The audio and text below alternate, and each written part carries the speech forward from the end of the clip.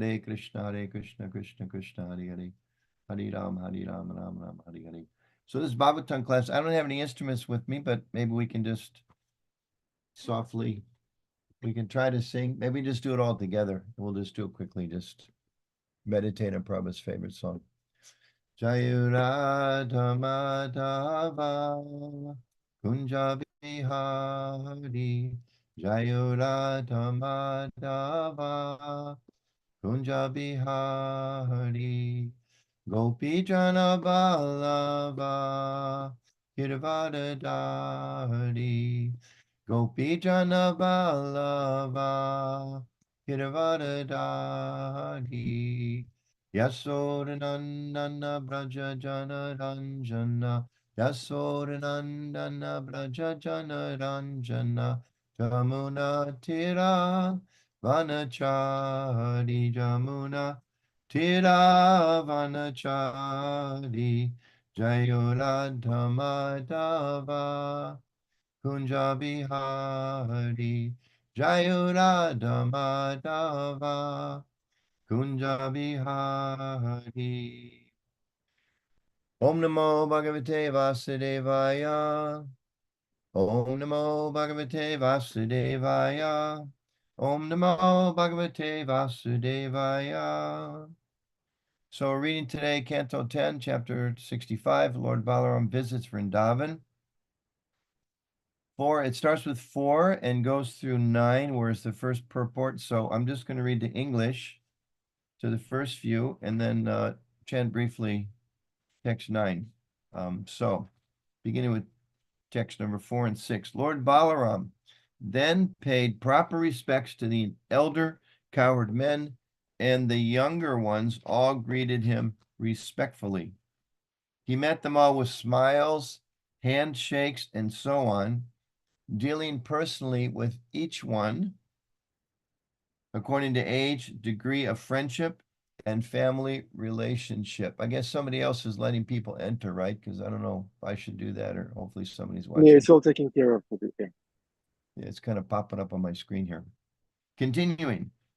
Each one according to age, degree of friendship, and family relationship. Then, after resting, the Lord accepted a comfortable seat, and they all gathered around him. With voices faltering out of love for him, those cowherds who had dedicated everything to lotus-eyed Krishna asked about the health of their dear ones in Dwarka. Then Balaram in turn asked about the cowherds' welfare. Text 7. The cowherd said, "O Rama, are all our relatives doing well? And Rama, do all of you with your wives and children still remember us?" Text 8. It is our great fortune that sinful Kamsa has been killed and our dear relatives freed. And it is also our good fortune that our relatives have killed and defeated their enemies and found complete security in a great fortress. Text 9. So I'll just read the Sanskrit. Gopyo hasancha paprachu Rama sandarsanardvitaha kachit aste sukam Krishna purdastri janavalabaha. Translation. Sukadeva Goswami continued. Honored to have the personal audience of Lord Balaram, the young gopi smiled and asked him, "Is Krishna, the darling of the city women, living happily?" Purport by the disciples of Srila Prabhupada. According to the Acharyas, Lord Krishna's beloved girlfriends were smiling with divine madness, since they were feeling extreme unhappiness in separation from their beloved Krishna. Lord Ram deeply respected their great love for Sri Krishna, his younger brother, and thus the term Rama Sandarshanardritaha carries the meaning that Balaram honored the gopis, as well as the given meaning that they honored him. Interesting. His younger brother, and thus the term Rama Sandarshanardritaha carries the meaning that Balaram honored the gopis, as well as the given meaning that they honored him. Jai Shri Prabhupada Ki Jai. So thank you for the opportunity to be with you online. I was there at the Bhakti Center not too many days ago, and was fortunate to have your direct association. So now here online, much appreciated. So we're continuing the story of Lord Balaram in Vrindavan. And of course, we know actually he's returning to Vrindavan. He spent the earlier years of Lord Balaram and Lord Krishna's pastimes were in Vrindavan. They went to Dwarka, and now he's come back. So this is a long section of very interesting and intimate pastimes. These are the stories of the Supreme Personality of Godhead, or the histories of the Supreme Personality of Godhead's personal interactions. I know when I was there one day, there was a devotee, I don't know the name, but gave a class, very wonderful class. So I'm sure you're getting a lot of perspectives from different Vaishnavas about these similar events. So I'll just share a few thoughts. To me, when I read Shastra, I always kind of go to the question of, well, what can I learn from this? What does this mean to me? And what does it mean to my Krishna consciousness? What does it mean to my life? There's wonderful benefit in knowing these pastimes and histories and remembering them. And also, in addition to remembering them, there's the question of what does it mean to me? What is the significance of it to me? So I just kind of thought of a few things to highlight here. First of all, that God is a person, Krishna is a person. And we kind of throw around this term Supreme Personality of Godhead left to right, and it's just kind of assumed, but it's not such an easy assumption for the majority of people, and maybe for many of us coming one way or the other out of the material experience, and who knows what our conditioning was, not only this lifetime, but previous lifetimes. But we understand from hearing this history that God is a person, and a person who interacts and cares for his devotees. And this, of course, is a really core principle of Vaishnavism, and not so much in other traditions. We know we interact with people practically on a daily basis who believe in, follow, subscribe to different types of philosophies. And oftentimes, people have the idea that what is the supreme reality or truth, if they even think there is one. The supreme is light, and you should merge into the light, or there's no individualism. Or sometimes there's traditions that have the idea that God is there. There is a supreme God, power, divinity. But a lot of times there's a sense that it or he is unapproachable, that, God is the supreme judge. I was recently in Europe for a conference and visited a few cathedrals, and I always like to go around and look at the art. And we know, especially in any tradition, but especially in some of the traditions that grew so much in Europe and that middle history period, art was the way that they taught people their philosophies, because not so many people were literate. So art carried not only a beauty, the aesthetic impact of it, but also a philosophical or an educational tool. So lots of pictures of, and kind of like murals and things and frescoes with displaying, there's God and there's Jesus and Mary and the different saints, and there's people going up and there's people going down. And the people going up are kind of got their hands out like, hey, help me. And the ones going down are really upset, because what's down is, hellfire and people suffering. I was in churches 2 days ago. There was a whole, like, a lake of fire, like they talk about, lake, and people just like burning in the fire, which is a pretty heavy connotation of the supreme reality and the supreme person and the supreme judge. And of course, in Krishna consciousness, we understand that all the Vedic traditions, they call Eastern traditions in general, the concept of karma is there. It's not that what we do, we don't reap the results from that. And sometimes we suffer from things we do, things that are harmful to others and ourselves. We suffer for that.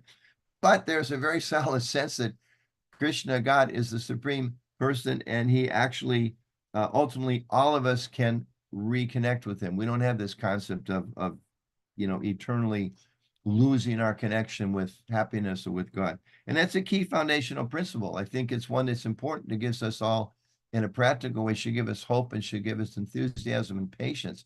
One, patience with others, also patience with ourselves. and really a lot of hope, because sometimes it's easy to get discouraged in this world as devotees, because I don't know if any of you have noticed, but none of us is perfect. Maybe some of us think that we're individually close to being perfect. Well, that's may not be what your friends think, who maybe are a little more objective on things. But also sometimes we get a little discouraged because not only we're not perfect, but others aren't perfect, and it tries on our patience. But if we do understand deeply, Krishna's delivering everybody, everyone will be able to awaken at some point their pure love of God. It gives us patience for ourselves and patience for others. So that's the first point that I pull out of here. God's a person. When you read these stories, he's a person. Second point, he's a very merciful person. I believe it's in the Krishna book where Prabhupada says that the mercy of Krishna is his most important quality. In the very beginning, in the introduction to that, it's the most important quality. And we know from Bhagavad Gita, the Lord says that whenever and wherever, that's a pretty broad statement, whenever and wherever there's a decline in religious practice, to predominize every religion, I descend myself. And then he says to do what? To annihilate the miscreants. And more important, I think, well, equally important, maybe more important, to protect the devotees and to reestablish religious principles. So he comes again and again and again. This is, again, a core principle for Vaishnavas. Krishna is involved in this world. I know in American history, there was a certain point in time, the founding of the country, I don't know how much, if it continued after that, the idea of the deists. God created everything, kind of, they give the example of setting a clock in motion, winding up, letting it go. That's not our philosophy. Our understanding, as revealed in the Shastra and by our acharyas, Krishna is very much involved in our lives and in the world. And he comes in so many different ways. We know he's in our hearts, each and every one of us. Our tradition teaches he's there as Paramatma. The Lord comes as the holy name.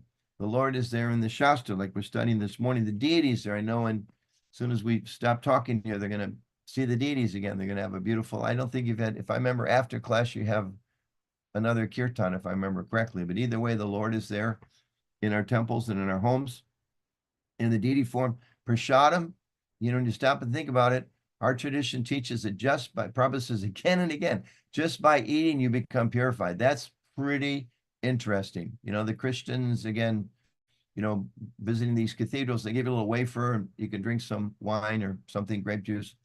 And they have a whole philosophy behind that. Our philosophy is that you take food that's offered to Krishna, becomes any food, pure, of course, vegetarian and all that, offered with devotion, becomes a means of Krishna entering into us, purifying us, and helping us. The devotees are there, the gurus there, the temples there, so many ways Krishna is very, very involved. And not only that, again, you're in New York, you walk down the street, you walk by the church, you walk by the Buddhist meeting, you walk by this, you walk by that. There's many, many traditions in the world, Christian traditions, Buddhist traditions, Muslim traditions, Sikh traditions, Jewish traditions, so many. Sometimes devotees may get a little confused. Well, or people in general, sometimes they reject God because there's so many different ideas and they can't all be right. So forget it. I don't believe any of it. Devotee, we understand, no, this is actually the proof of Krishna's kindness. The second point of the talk. Krishna is so merciful. He comes again and again and again, wherever and whenever. Prabhupada says in the purport, the 4th chapter, sometimes Krishna himself comes, sometimes he comes in a disguised form, like Lord Chaitanya. Sometimes he sends his son, like Lord Jesus Christ. Sometimes he sends his servant. Muhammad, he probably doesn't specifically mention Muhammad, but he does it elsewhere. He talks about him as being a Shaktivesh avatar. So Krishna is always trying to deliver us in so many ways. And so these different ideas on how to approach God, those should not minimize our faith. They should maximize our faith. Wow, just see, here's another church around the corner, how Krishna is trying to be in people's lives, how he already is in people's lives, and how he's trying to become even more present. So what does that mean for us that Krishna is so merciful? It means that we have this chance, again, core point of Vaishnavism. We have the opportunity, we have the chance, we have the free will to accept or not. And it's so inspiring when we read the Bhagavad Gita, you get through the whole book, so many different instructions are there. And at the end, Krishna basically says to Arjuna, did you hear me? Did you really hear? Like sometimes parents with their kids, excuse me, are you hearing me? Did you hear what I said to you? Dinner be in 10 minutes, go wash your hands. So did you really hear, Arjuna? Did you hear what I just said? And do you accept it? And as Prabhupada comments, Krishna was prepared to recite the whole Bhagavad Gita all over again. If Arjuna was like, well, I think I missed something in the second chapter, Krishna was prepared to recite the whole thing over again. We perhaps spend a whole lifetime not accepting him. He stays with us in the heart as Paramatma forever, as long as it takes. That's our philosophy. That's our understanding. That's the revelation that we're learning from the Bhagavatam about the nature of Krishna. And then Krishna asked him, okay, Arjuna, are you ready to act? Are you ready to surrender? You know, and for a Westerner especially, not sure who's exactly listening today. Some of you may have been raised in other cultures, but as a Westerner, you know, you say, what's your philosophy about surrender? Whoa, tune me out. Surrender to what? Surrender to the government? And I live in Washington. Are you kidding? Look at the mess down there. You know, surrender to what? Surrender to who? But what is it we have to surrender? Well, it's not so bad when you listen to it, you know. Surrender to the Supreme Person who has a relationship with each and every one of us, who, just like we're reading with Lord Balaram, who reciprocates perfectly with each one. He interacts with everyone according to their age, degree of friendship, and family relationship. God, the creator of the entire planet, the galaxy, the universe, unlimited universes, such a vast person actually wants to have an individual relationship with me and reciprocates according to my particular nature, my spiritual nature, and even in this world, according to my particular needs. That is that. So that's the person we're supposed to surrender to. And that the relationship is based on love and reciprocation. And that actually, you know, again, what is it we're asked to surrender to? The concept, the understanding, the truth, the philosophy, that we're actually eternal. And whatever suffering is here in this material world is temporary. The fact that, you know, Krishna deals personally, as I mentioned, with each and every one of us. The fact that there's an eternal place where we live. The fact that that place, there's no envy, there's no hate, there's no war. That, and as it's described, I think it was, I was reading a couple verses before and after about the queens. I believe it's describing the queens in Dwarka. Each one of them is thinking, actually, I'm Krishna's favorite. Like, wow, there's no envy. But at the same time, and we know with the gopis, they're thinking Krishna's, especially in the rasa dance, he's especially dancing with me. What kind of person is it who makes an arrangement for that? Just like a father might have 2 kids and a mom, 2 kids, 3 kids, 10 kids. They're trying to make an arrangement. Each and every one of them is taken care of according to their needs. Our understanding is that's the nature of the supreme original person. Whatever genuine love and desire to help others and care for people is there in us as friends or parents or spouses, teachers, whatever there, that's a reflection of that in its entirety, which is present in Krishna. And also we understand, who is this person we're asked to surrender to? This is a person who not only cares about his devotees, but protects his devotees. You know, we see so many histories again are there with the Pandavas, with the residents of Dwarka, with Prahlad Maharaj. This is a wonderful movie coming out in a few months about Lord Nrsimhadev, and I was fortunate enough to see it. Hasn't been released yet. Beautiful professional film made in India. I think they spent something like $4 or $5 million in India, so it's a really high quality professional film, and it breaks your heart just to see how Lord Nrsimhadev is just there to protect Prahlad no matter what. So that's what it means. That's what we're asked to surrender to. Pretty inspiring as opposed to everything else that we're asked to surrender to in this world. So then the third point, again, first one being God's a person, second one, he's merciful. Third point, how is it that we can approach this all-knowing, all-loving, all-attractive person? How do we do that? Well, you know, simple form is there's the 9 processes of bhakti. Those are there. We can get into that in some detail, and you know, we always do in our different classes. But also I want to emphasize this point. We also have to be careful how we live, that Krishna consciousness is not just a theoretical thing. It's not just an emotion, just as we know Prabhupada translates bhakti as devotional service, right? You're in the, most of you, I'm seeing the logo in front of me on the screen a little bit at the top. The Bhakti Center. What does that mean? The center where we go to connect with devotional service, not just devotion, but devotional service. So it's not just a theory, it's not just an emotion, it's not just a feeling, but it's practical. And we have to be very, very careful. We know there's so many obstacles in our own spiritual lives, but we have to systematically be making efforts to improve. Spiritual life's a little bit like a roller coaster. Things are going really well for a while, and you kind of start to think, okay, I'm really seeing Krishna. And next thing you know, you're just seeing material bodies going by on the street, or you're just feeling lust sometimes, or envy, or some doubt comes up because you read something you didn't agree with. So it goes like this. We have to be a little tolerant and perseverant. At the same time, we have to be honest. And we know in Kali Yuga, honesty is the fourth leg of Dharma, and it's also under attack. Again, I live in Washington. Nobody needs to tell me that. Maybe New York, all of those Fifth Avenue advertisers are telling the truth these days, but I kind of doubt it. People tell us things to influence us and oftentimes to try to manipulate us. So it's described in the scripture, the one thing the earth cannot tolerate is a liar. Very interesting. The earth cannot tolerate a liar. So we have to be honest in our own situation, honest in our relationship with the Lord. Dear Krishna, you know my heart. You know all the dirt that's there. Please help me, cleanse me, purify me, allow me to be strong. Honest in our relationships with others. Not that we pretend to be something we're not. Prabhupada said one time, in my movement, there are no big devotees. There are only small devotees. There are no big devotees in my movement. There are only small devotees. So the nature of our material ego, we look forward to the opportunity to become a big devotee. We sometimes treat ourselves as big devotees and sometimes, unfortunately, treat others as small devotees. That's a perversion of Krishna consciousness. That's not Krishna consciousness. So we have to be very, very careful.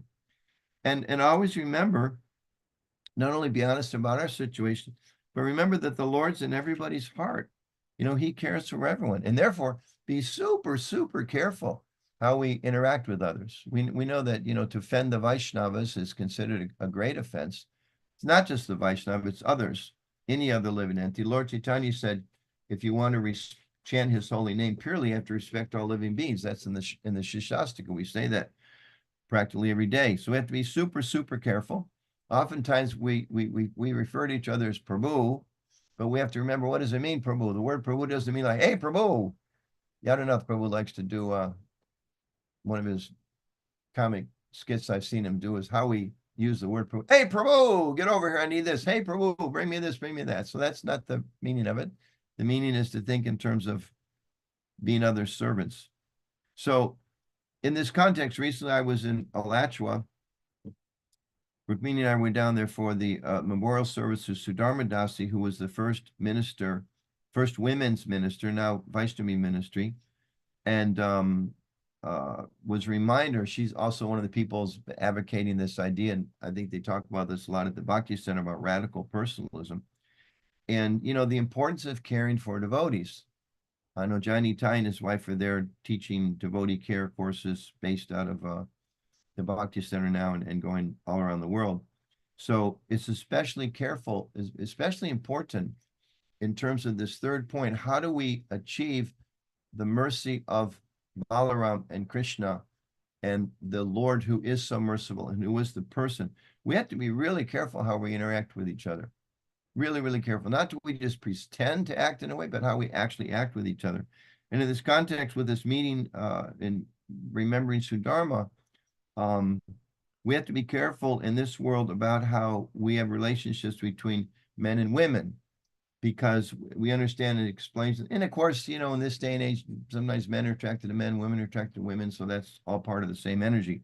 But in general, the Shastra describes in terms of, we have to be very, very careful in terms of relationships between men and women, because men in this world tend to exploit women. Let's be honest. Let's be fair and let's be frank. And let's not think that you come to Krishna consciousness and all of a sudden that tendency goes away. It does not. It exists within our communities. It's horrible that it does so, but it's a big, big, big, big, big problem. And at the same time, let's also remember women try to exploit men. I mean, and we use our mutual powers to take advantage of each other. Why? Because we forget that actually we're servants and that others, whether they're in the woman's body or man's body, ultimately we're all spiritual beings, but we tend to exploit each other. But Krishna consciousness is actually based on mutual respect. But it says in the Shastra, there's some heavy things about the relation between men and women. It says some places women are the gateway of hell to men. Other places it says men are the gateway of hell to women.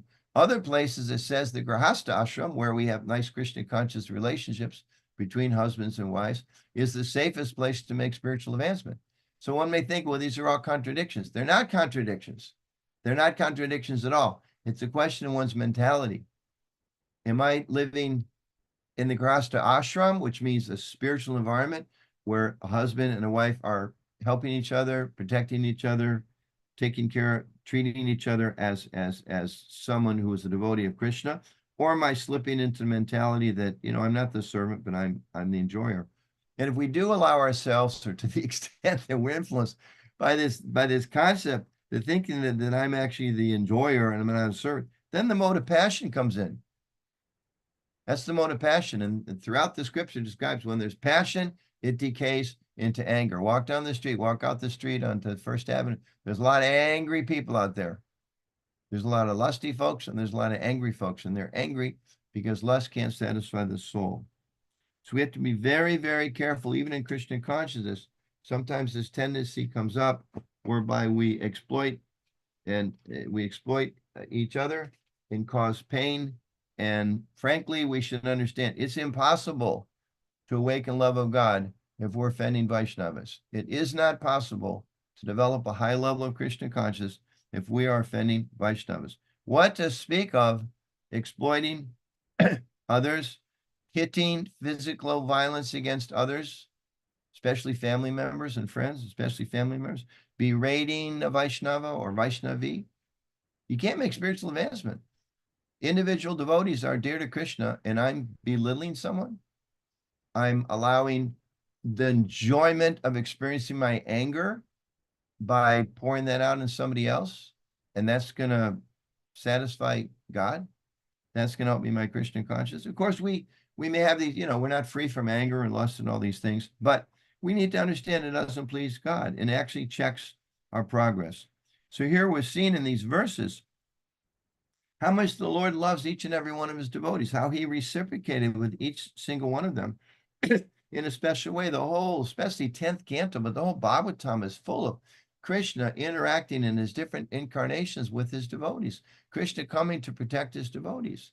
And there's a lot of stories of when devotees get a little carried away. Krishna doesn't like that, Even with the gopis, they got a little proud, he disappeared. Even the gopis became a little proud and he disappeared. So, and we see also, we study Srila Prabhupada's life, how he so much loved his devotees and cared for his devotees.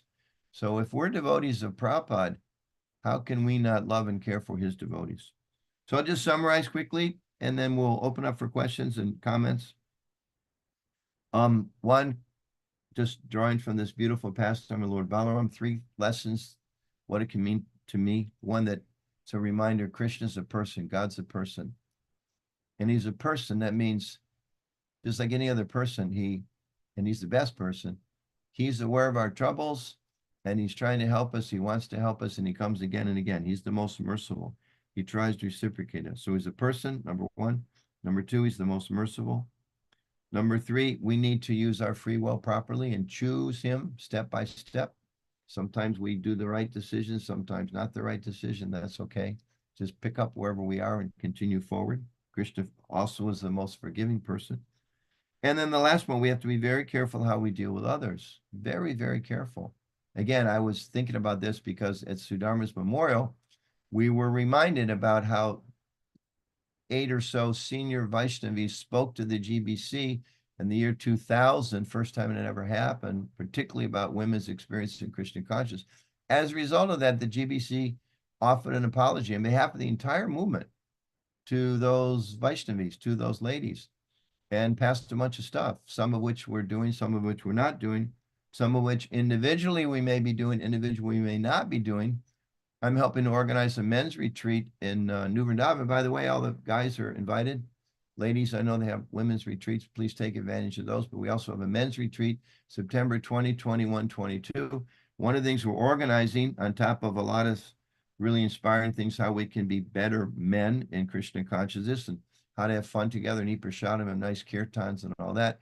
We're also going to have a panel. We've done it once before at the men's retreat, a panel of Vaishnavis to help us understand how we can be more successful in respecting and protecting women, because our track record in ISKCON is not as good as it should be.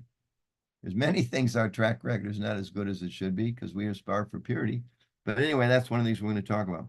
So we have to be careful how we deal with others. Krishna consciousness is practical. We can't say we love God and we mistreat our spouses. Can't do it. Can't say we love God, we mistreat our kids. Can't do it. We're not perfect. We all make mistakes. But is our mood, how can I do better? How can I acknowledge my shortcomings? Or am I a liar? The earth doesn't like liars. Krishna doesn't like liars. Do I lie? Do I say I respect the devotees, but I mistreat them? Do I say I respect Vaishnavas, but I mistreat women? Do I say I respect Vaishnavas, but I use maybe my feminine powers to cause pain to men in the world? Or vice versa, both ways. So if we're doing those things, then our Christian consciousness is not a very good quality. And we're certainly never going to understand in depth these pastimes of Lord Balaram. So it's not just sitting around and being able to recite stories about Krishna. It's how do we put it in practical ways in our own lives. And if we do that, Krishna's going to help us more and more understand and actually appreciate these beautiful pastimes. So I'll stop there. Those are just some thoughts I thought I could share. I mean, these are the unlimited eternal Leela of the Supreme Personality of Godhead. There's unlimited eternal things that could be spoken, but just a few thoughts I have to share with the illustrious association of Vaishnava. So I'll pause. Any comments or questions? Thank you, Anuttama, for the wonderful class. Thank you very much. Okay, the floor is open, dear devotees. Open mic. Go ahead and share a comment, a reflection, maybe something that stuck out to you that you'd like to reflect back. Please feel free to unmute yourself or raise your hand. Adi, worshipable. Hare Krishna. Thank you very much for that wonderful class. We've been dancing around this subject of the affection that the residents of Vrindavan are showing for Balaram and the different ways that Krishna reciprocates with people affectionately. And we had some discussion a couple of days ago. It was nicely explained, but it seemed to me that something might be added.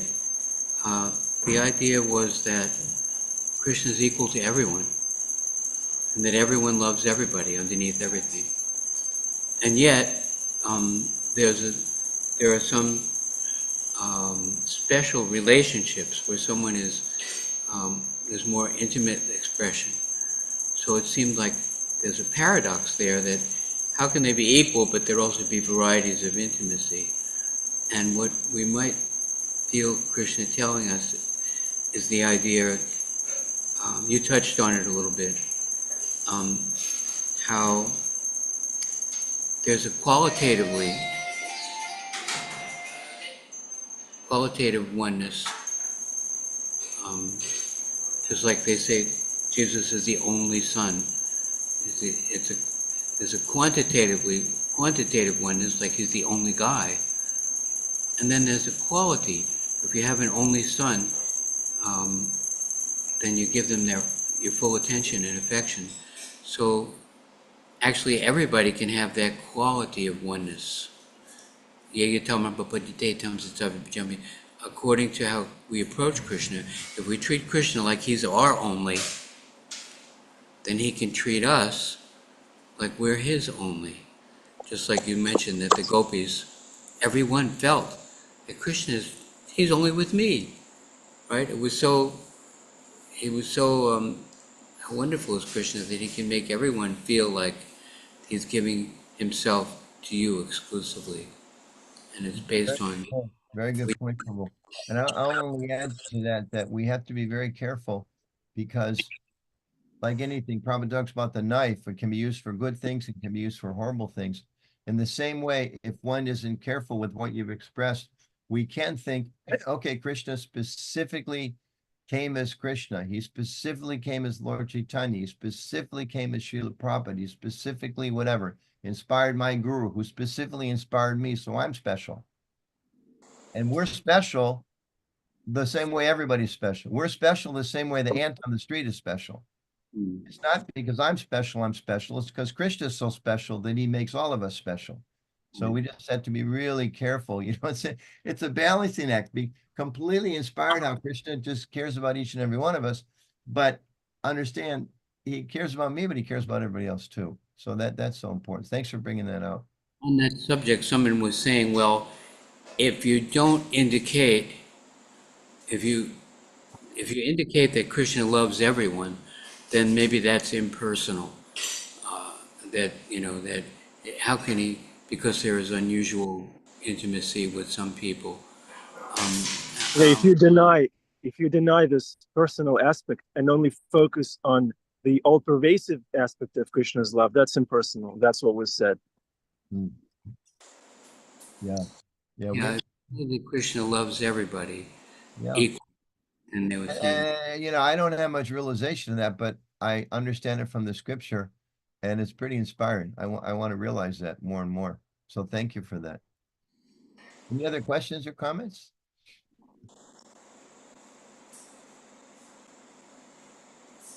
Your devotees, go ahead. just one more thing about the idea of just like a father may have two children, he may be spanking one and he may be embracing the other one, but he does both out of affection. So our affection might be expressed differently to the tiger than to our little sister. But we do have, it's a paradox that we can actually be affectionate to everyone, even though there's a variety of ways of expressing it. Yeah. Not sure how clear that. I just came back. I was in Europe attending a cult conference, understanding about cultic behaviors.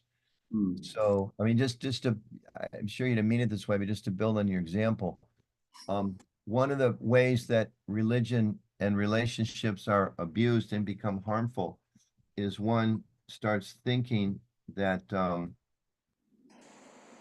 I understand what the person needs so well that I can punish, I can emotionally, and religious communities are super vulnerable for this.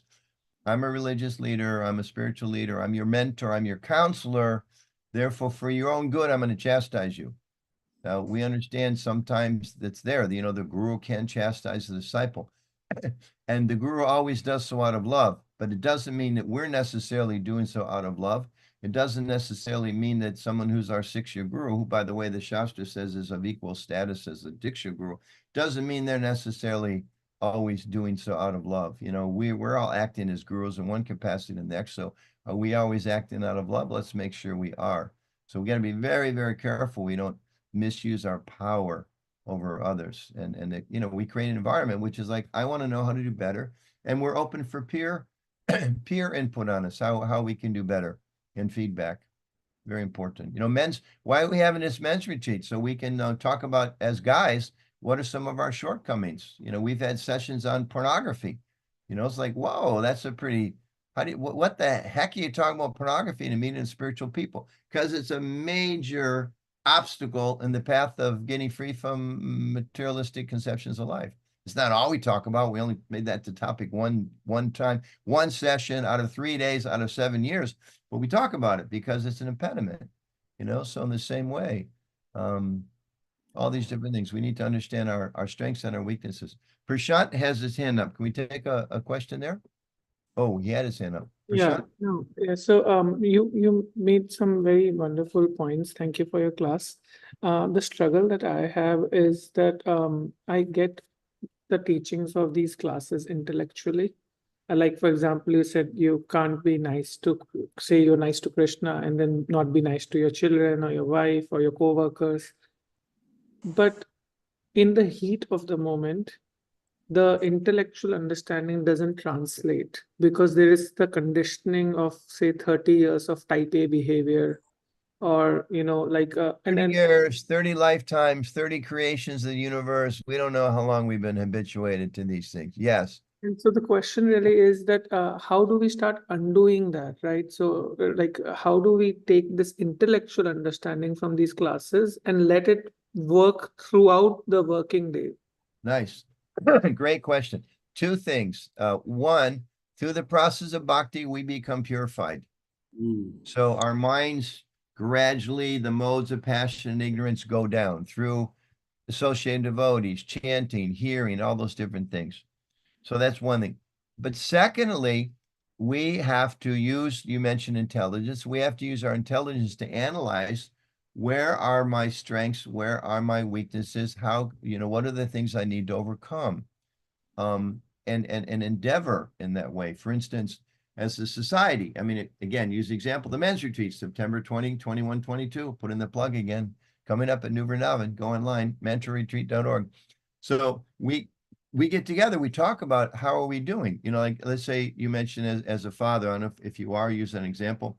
So associate with other men who are fathers. Hey, do you ever have a problem? You come home and your teenage daughter, throws a plate at you. How do you keep your cool? Or, my 4-year-old just wrote, painted all over the wall that I just, professionally paid $3,000 to have painted.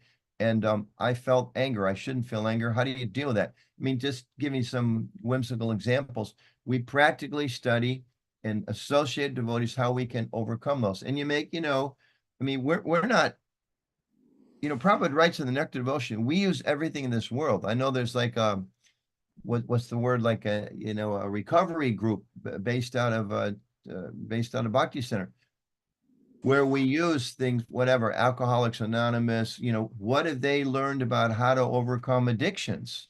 So there's a lot of devotees now that are therapists. They learn how to build stronger marriages, how to help people. So we go to doctors.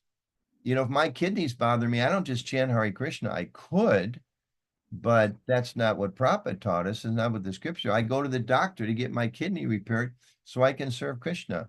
So we can take information and help and advice from different sources of expertise in this world. We have to be careful. Of course, we can't start thinking, geez, all I have to do is go to marriage counselor and everything in the world is going to be perfect. No, I need to go to a marriage counselor to help balance that part of my life so I can focus my attention on Krishna consciousness. So that balance needs to be there. Is that okay? Does that help? So the process of Krishna consciousness purifies us, but then we take shelter. I mean, I got a management role in this guy. I got a shelf full of leadership books. Well, what are you reading those for? Why don't you just read 10th Canto Srimad Bhagavatam? Because I don't know how to act on the 10th canto without help in terms of my particular time and place and circumstance. What can be used for Krishna? It's like Arjuna fought a war for Krishna. What the heck? How do you fight for God? Well, read the Bhagavad Gita. Thank you, Prabhu. You're welcome, Prashant Prabhu. Nice question. Yeah, Prashant Prabhu, pinch yourself. Every time something comes up, you pinch yourself and then be reminded of Krishna. How am I going to respond? And you're not the only one. We're all in the same boat. So every time something happens, remember, this is a test from Krishna. Let me see if I can. It's like a game, Vaisheshika Prabhu says. It becomes like an interesting, exciting arcade game. Am I going to answer this like a devotee? Am I going to handle it like a man? And am I going to handle? Thank you. And I'll just add, and not that we think like, okay, if I'm sincere, I never make a mistake. No, this is a world full of mistakes. If I'm sincere means after I make the mistake, after I fall flat on my face, I pick myself up, I vow, promise to do better. I apologize to those who maybe I didn't treat so well. And I continue. Probably gives example like a small child. It is in their nature. They will one day walk. When they first start, they can fall on their face flat multiple times. That's okay. Don't let that disturb you. Just keep getting up and keep trying. And you will learn to walk one day. It's guaranteed. Because Krishna's nice. And he wants to help us. And he is helping us. Cool. Gail has her hand up. Hi, Krishna Prabhu. Right, yeah, just as a quick by the way, you were saying that the Shiksha Guru is on the same level as the Diksha Guru. And I was thinking how to reconcile that with the fact that there are like gradations of Shiksha Gurus. They don't all have the same, we don't have the same level of, how should I say, trust or something. Let me just answer quick because I'm blowing the front show. One, make sure you take the disciple course because it's discussed in great detail. And two, always keep in mind who's the real deliverer. This is where the Ritviks go wrong. The Ritviks say Prabhupada is the deliverer. He's the only deliverer. There's no other deliverer. Krishna consciousness, the deliverer of our soul is Krishna. who works through the Diksha Guru, the Siksha Guru, the deities, etc. He's the one who actually delivers us through his ultimate, so much mercy. So if we keep that in mind, we can respect the Diksha Guru, Siksha Gurus, all as different manifestations of Krishna's mercy. Okay, thank you, Prabhu. Okay, Gail, thank you. Great question. Thank you very much, Anuttama Prabhu. So we're not going to have darshan because Adipusha Prabhu's phone is not set up properly. And I don't think I'll be able to get through to him. So with this, we are very happy to see you. Stephanie, Sage, Sky, Hare Krishna, thank you. Nice seeing you. Okay, Anandi, Donald, stay strong, all right? We're with you, Anandi. You're taking very good care of Donald. Prashant Prabhu, thank you very much. Gail, Bhima, Sundaranandaji, Hemangi, Arjuna Prabhu, Neha, Bruce, so many devotees. Yogeshwari, Vanisha, Whiskey Das, India, Hare Krishna. We look forward to seeing you in the park today, if you can come. Amita Kishori, Siham, Dana Krishna Zardarani, Krishna Gowda, who says, Krishna is in our actions. Thank you, Krishna Dawya, for that. Dana Kali Prabhu, thank you so much. His background is a picture, so we can see it. But the good thing is that Krishna is approachable. Krishna is nice. Krishna is aware of our troubles. I'm quoting Anuttama Prabhu. And Krishna knows what's going on. Prashant Prabhu, learn how to walk. I'm also wearing a diaper, stumbling, trying to walk. Yeah, if we're doing it in the association of the devotees, if you don't think of yourself big, then everything is going to be all right. Thank you, Anuttama Prabhu. Any final words for us? Any final practical lines that we could use on our path? I always like to remember Prabhupada said, just become Krishna conscious and enjoy life with a thrill at every moment. That's what I'm aspiring for. Right. Every person on the street, to be able to see them as Krishna devotees. Every sunrise to see as Krishna's mercy. Every leaf to see as a miracle of the potency of the Lord. Every relationship in the world that we see a reflection of the purity that's there within Krishna's love for the soul. I aspire to be able to see like that. This is so poetic, Anuttama Prabhu. Thank you very much. Thank you. Thank you. Hare Krishna, everybody. Have a wonderful day. Hare Krishna. Take care. Nice seeing you. Jai Prabhupada. Jai Vaishnav Sangha Ki Jai. Jai Hare Krishna. Thank all of you for being devotees. It gives me faith and strength. Yeah. Thank you. Hare Krishna. Thank you.